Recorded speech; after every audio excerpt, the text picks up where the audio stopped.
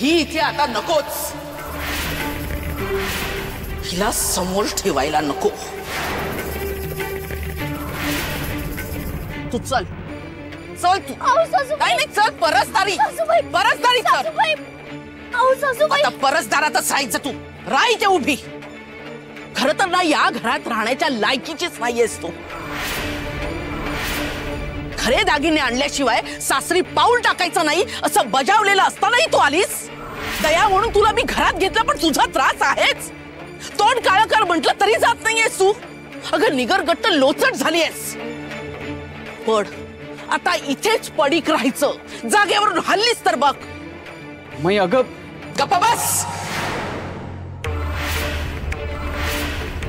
मगापासून जे काही बोललायस वागलायस त्याबद्दल आपण नंतर बोलूच, पण आता एक शब्दही बोलायचा नाही, अजिबात नाही।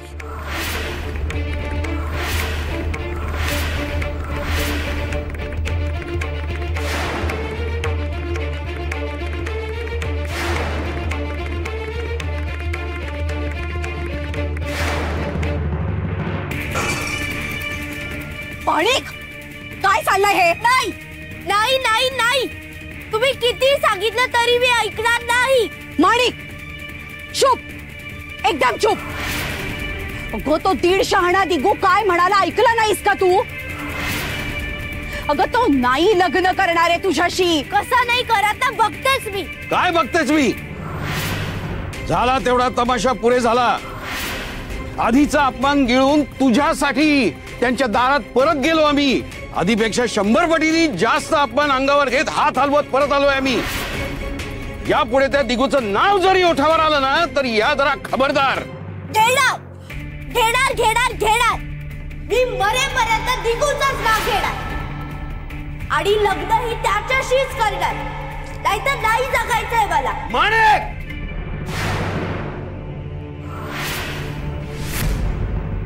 ओरडायचं नाहीये माझ्यावर आणि मला रागवायचं नाही। मी चालले। माणिक, काय करतेस हे? कुठे जातेस? हात सोड माझा। मी माझा जीव घे, काय हवं ते करे, पण माझं लग्न दिगूशी वाटे दिगूशी होणार। माणिक कुठे जातेस? थांब।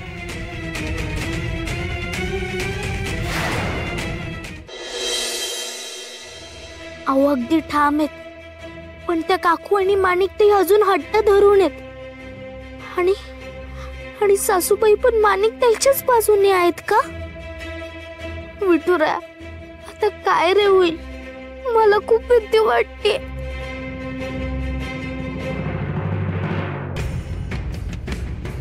अय्यो, चला अंगणात कंटाळा होता ना, बरं झालं जागा बदलली हो। ही जागा अजूनच चांगली आहे। ही बघ, बंद भयानक खोली, भारलेली खोली, बाहेर ती रेषा, म्हणजे लक्ष्मण रेषा म्हणतो मी। ती एका पायावरची विसरलात की काय शिक्षा म्हणतो मी। आणि रात्री फारच भयंकर अंगावर येते बघा ती रेषा, ते दार, ती पहार। आणि सुटका करायला ही विहीर आहेच की,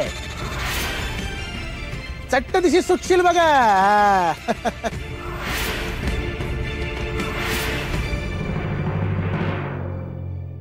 अयो, भीती कशी वाटत नाही हिला? दगडच निपजली की काय म्हणतो मी।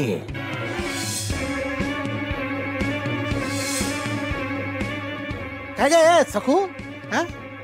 नाही म्हणजे तुला पहिले अंगणात, मग फरफडत इथे आणून टाकलं परसदारी म्हणतो मी।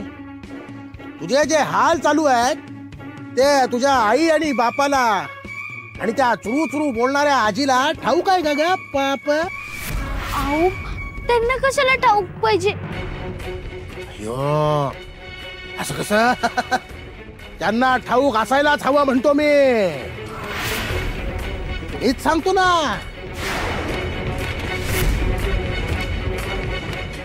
अहो नाही नाही दामू मामा, तुम्ही कशाला सांगताय? अजिबात नका सांगू, मी हात जोडते। असं कसं? आता मी स्वतः जाणार, रंगवून रंगवून सांगणार.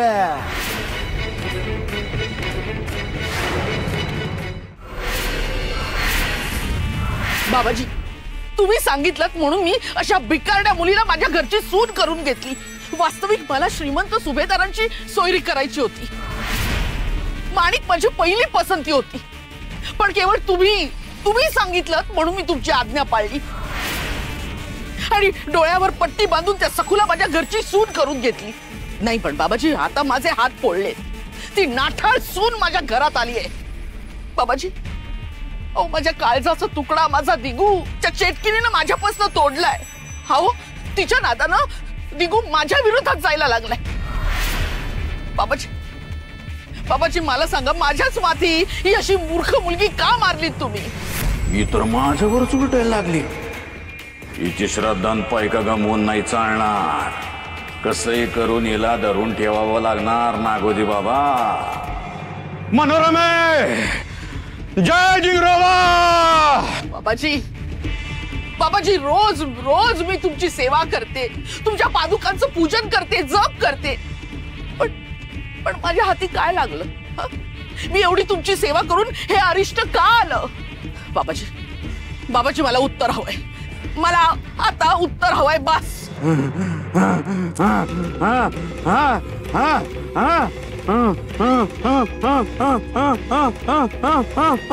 जय जिंगरोबा. संचार कर,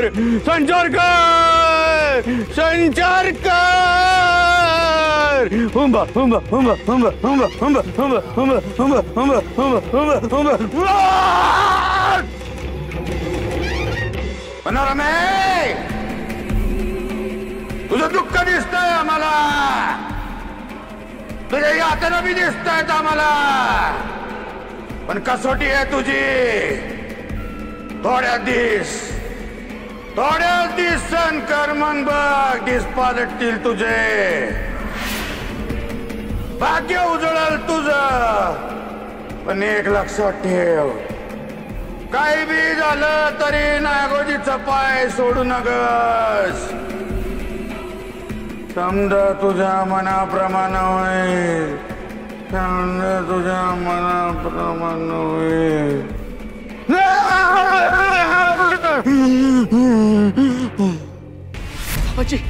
बाबाजी, गुरु जिंगरोबा, जय जिंगरोबा.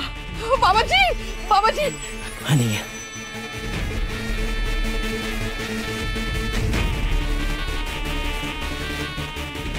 संचार झाला होता बाबाजी, संचार झाला होता. संचार झालता म्हणजे जिंगरोबा आलता, आमचा गुरु आलता. जय जिंगरोबा. काय म्हणला माझा गुरु? काय म्हणला? बाबाजी, तुमच्या कृपेने गुरु जिंगरोबा थेट माझ्याशी बोलले. लवकरच माझं भाग्य उजळणार आहे असं म्हणाले आणि बाबाजींच्या पायाशीच राहा असंही म्हणाले. बाबाजी, आता तुम्ही कृपा करा. जसं त्या सखूला माझ्या घरात आणलं ना, तसंच तिला बाहेर काढा. बस.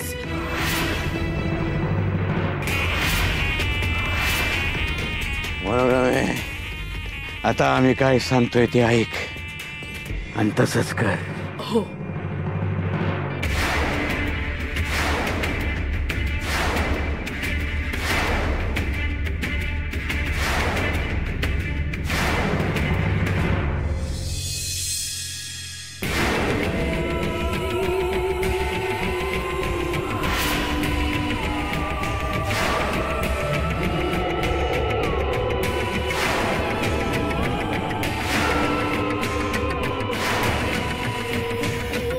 घाबरण्याचा आव आणू नकोस. महाबिलंदर आहेस तू, ठाऊक आहे मला. नाही हो सासूबाई. गप्पा बस. उठ. मी जे सांगते ना ते नीट ऐक. हो सासूबाई. शेवटची संधी आहे. एका आठवड्यात मला माझे खरे सोन्याचे दागिने हवेत. जर मला एका आठवड्यात दागिने मिळाले नाही तर बाबाजींच्या मठात दासी म्हणून पाठवून दे. पक्क ध्यानात ठेव. सासूबाई गप्पा बस. काही सालेपाले लावू नकोस. आणि आपल्यात झालेलं बोलणं तिसऱ्या कानाला ऐकू गेलं तर जिभेवर डाग दे. तिसरा कान म्हणजे दिगू. दिगूला सुद्धा हे कळता कामा नाही, जीव गेला तरी. दिगूच काय, इथल्या पाना फुलांना जरी समजलं ना तरी तुझ्या आप्पांना आणि उमाईला शिपाई पकडून नेतील आणि तुरुंगात डांबून ठेवतील. समजलं? एका आठवड्यात मला माझे खरे दागिने मिळाले नाहीत ना तर तुझी रवानगी बाबाजींच्या मठात दासी म्हणून आणि तुझ्या आई बापाची कोठडीत. आणि या कटकटीतून मुक्त झाल्यावर मी काय करणार ते आजच बघितलंस तू.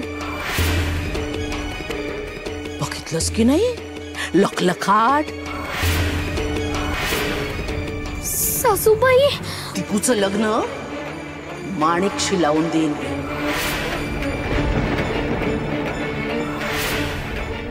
नको नको माणिकताई नको. ऐकून नक्षा उतरला ना पण हेच होणार. मनावर कोरून ठेव.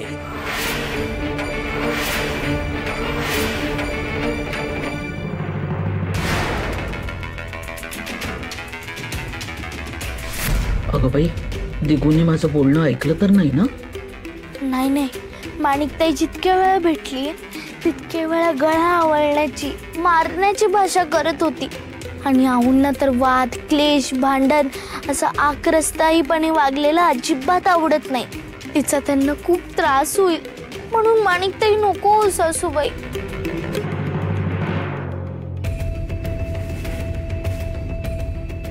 मी काय म्हणत होतो रमाई, एक वेळ दिवसा ठीक आहे पण रात्रीच्या वेळी ती भारलेली जागा सकूच्या नजरेसमोरच असेल. अशा ठिकाणी आपण सकूला नको ना ठेवूया. म्हणजे खरं तर असं बाहेर ठेवणंच योग्य नाहीये. पण झाले ना 10 दिवस झाले, खूप झाली शिक्षा रमा. गप्प बस दिगू. खूप बोललास. तुझं स्थान आणि अधिकार याच्या बाहेर जाऊन बोललास. सकाळी सुभेदारांसमोर केवळ तुझा अपमान होऊ नये म्हणून मी गप्प बसले. कारण ते तुझ्याकडे जावई म्हणूनच मानानं बघतात. पण मी काही बोलले नाही याचा अर्थ तुझ्या बोलण्याला मी मान्यता दिली किंवा कर्तेपणाचे सर्वाधिकार मी तुला दिले असा होत नाही. या घराची सूत्र माझ्याच हातात आहेत आणि माझ्याच हातात राहणार. आणि तुम्हाला काय वचन दिलं होतं आठवतंय ना? या व्यवहारात तू बोलणार नाहीस आणि सखूच्या आई बापाच्या व्यवहारात तर अजिबातच नाही. आठवतंय ना? मग जा, आज जा. तू अजिबात इथे थांबायचा नाहीस. निघ.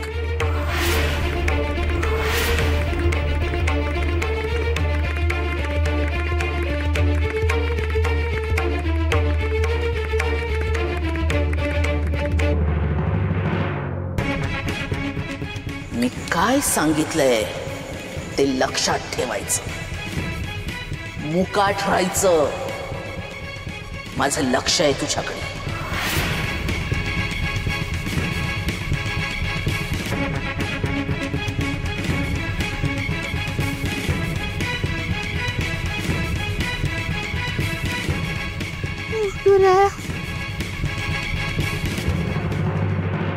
हो, मी काय म्हणते, सखू अंगणात होती ते ठीक होतं पण आज दसऱ्याच्या दिवशी हे असं त्या पछाडलेल्या जागेसमोर यायचं म्हणजे. अगं भूता घेताना दसरा दिवाळी सारखीच. हो असं कसं?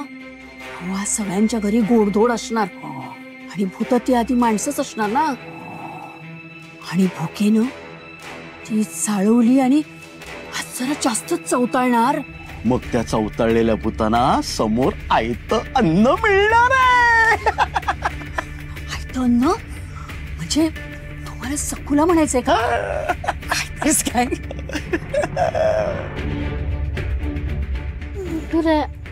कोणी नाही येणार आहे.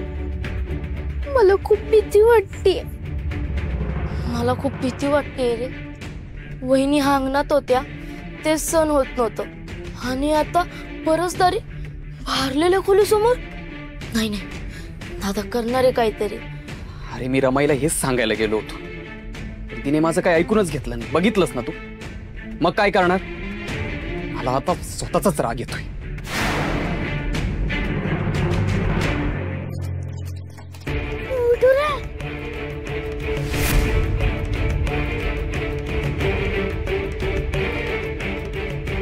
खूपच अंधार आहे इथे. तू आहेस ना? हिला ना शिक्षा ही झालीच पाहिजे. गप ग, काही होत नाही तिला. अंगाला तेल लावलेला पहलवान आहे तो. सगळ्या गोष्टीतून ना अगदी बरोबर बाहेर निघते ती. पण आपण काय करायला गेलो ना की लगेच आडवी येते. अगं मीच त्या सुभेदारांकडे जाऊन सुवर्ण योग जुळवून आणला होता, पण आपला दिगू त्या सखूच्या प्रेमात अडकला आणि त्या सोन्याची माती करून टाकली त्याने. म्हणूनच म्हणते ह्या सखूला ना शिक्षा ही झालीच पाहिजे. एक पाऊल आत पडल्यावर एका पाऊलावर मठात जावं लागलं होतं ना. आज तिला भूताकेतांनी घेरलंच पाहिजे.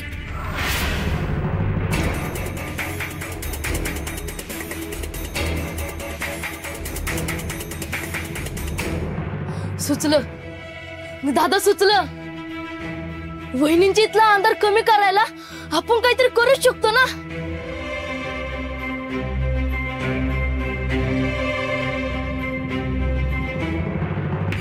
मथुरा, आता हे काय रे रवी? मला खूप भीती वाटते.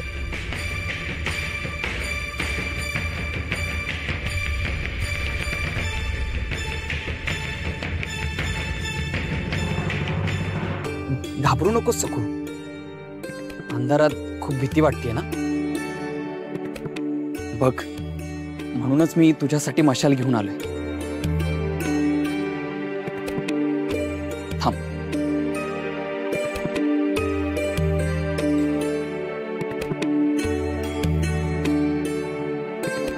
आता 2 मशालींमुळे अंधार खूप कमी होईल आणि भीती पण. हो, तुम्ही किती चांगले आहात. किती काळजी घेता माझी. मला तुमचा खूप आधार वाटतो.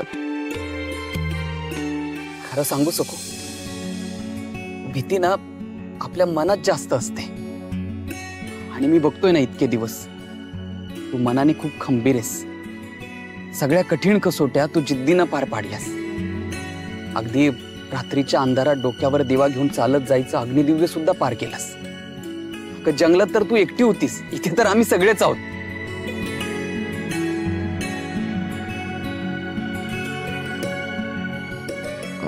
आम्ही आहोत म्हणजे मी तरी आहेच ना सखू. तुला काहीही वाटलं, काहीही लागलं तर लगेच मला हाक मार. नाहीतर तू एक काम कर, तू उसरीत झोप. अगं तो परसदाराचाच एक भाग आहे, चालेल? उसरीत नको.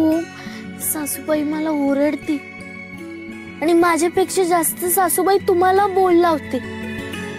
आणि माझ्यामुळे तुम्हाला बोल कशाला? आणि आहो, मी तुम्हाला एक सांगू का?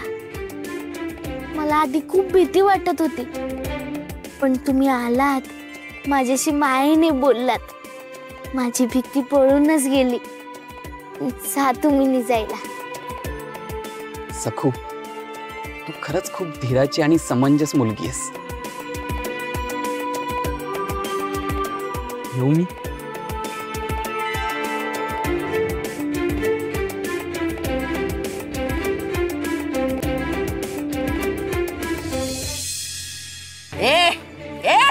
उठ. ए सखो, उठ उठ.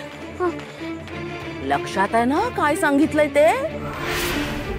8 दिवसात दागिने नाही मिळाले, 8 दिवसात तर तुला दासी बनवून बाबाजींच्या मठात ठेवेन. बाबाजींच्या मठात ठेवेन. तुझ्या शिवा पाडी उमाईला, तुझ्या शिवा पटक करेन. आणि माझ्या दिगूचं लग्न माणिकशी लावून देईन. माणिकशी लावून देईन.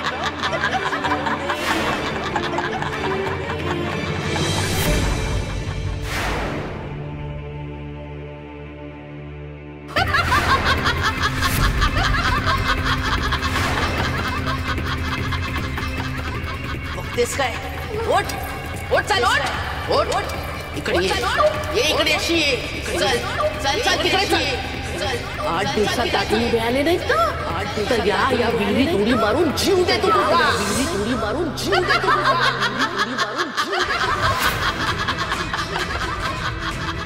8 दिवसात दागिने दे. चाल 8 दिवसात दागिने दे. तुला जिवंत जाळून टाकी.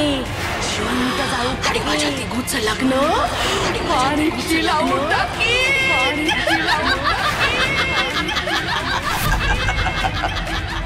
नका हो सासूबाई, असं करू नका. मी पाया पडते सासूबाई, असं करू नका. मी पाया पडते हो. नका करू सासूबाई, नका करू. मी पाया पडते.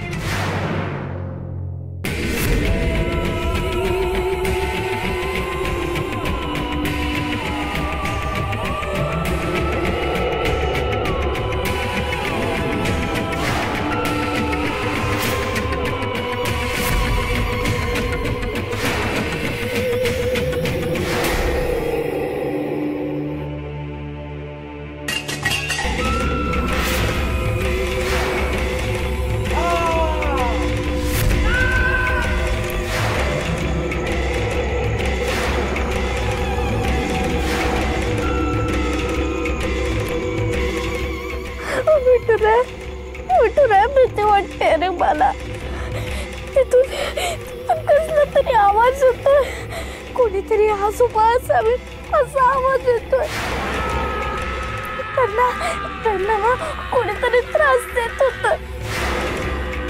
पण इथे तर कोणीच नाहीये ना, फक्त दुष्ट शक्ती आहे. मला खूप भीती वाटते. विठुरा, तू आहेस ना रे माझ्यासोबत. विठ्ठल, विठ्ठल.